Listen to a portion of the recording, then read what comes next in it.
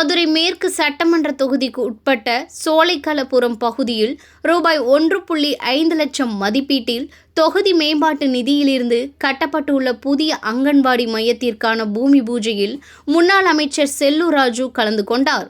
அப்பகுதியில் மாமன்ற உறுப்பினர் SMT ரவி உள்ளிட்ட மதுரை மாநகர் அதிமுகவின் முக்கிய நிர்வாகிகள் உள்ளிட்ட முக்கியஸ்தர்கள் பங்கு பெற்ற நிலையில் பூமி பூஜைக்கு பிறந்த செய்தியாளர்களை சந்தித்த முன்னாள் அமைச்சர் செல்லூர் ராஜு கூறுகையில், இந்த பகுதியில் 30 ஆண்டுகளுக்கு மேலாக ஆக்கிரமிப்பாளர்களின் பிடியில் இருந்ததை தற்போது மாமன்ற உறுப்பினரின் முயற்சியில் மீட்டெடுக்கப்பட்டு தற்போது இந்த பகுதி மக்களுடைய கோரிக்கையின் அடிப்படையில் தொகுதி மேம்பாட்டு நிதியிலிருந்து புதிய அங்கன்வாடி மையம் அமைப்பதற்கான பூமி பூஜை இன்று நடைபெற்றுள்ளது.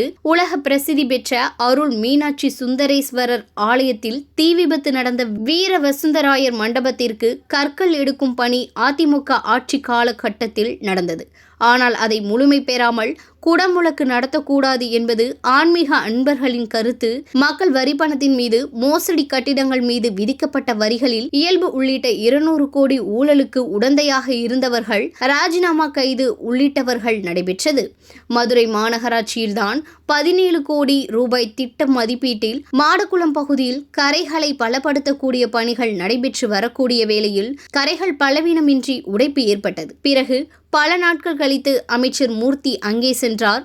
அப்பகுதி மக்கள் விடுத்த கோரிக்கையின் அடிப்படையில் தற்போது அந்த பகுதியில் அவர் தூர்வாரும் பணிகளை மேற்கொண்டு வருகிறார். எது எப்படியோ எங்கள் பகுதி மக்களுக்கு நல்லது நடந்தால் சரிதான். எங்களை பொறுத்தவரை திமுக தான் எதிரி. எங்களுக்கும் அவர்களுக்கும் எந்த ஒரு நிலத்தகராறும் கிடையாது. மக்கள் விரோத ஆட்சியாக இருக்கக்கூடிய திமுகவை வீட்டுக்கு அனுப்புவதுதான் எங்களது எண்ணம். இந்த நிலையில்தான் EPS செங்கோட்டையன் நீக்கியிருக்கிறார். தலைமை சொல்வதற்கு யாராக இருந்தாலும் கட்டுப்பட்டு தான் நடக்க வேண்டும்.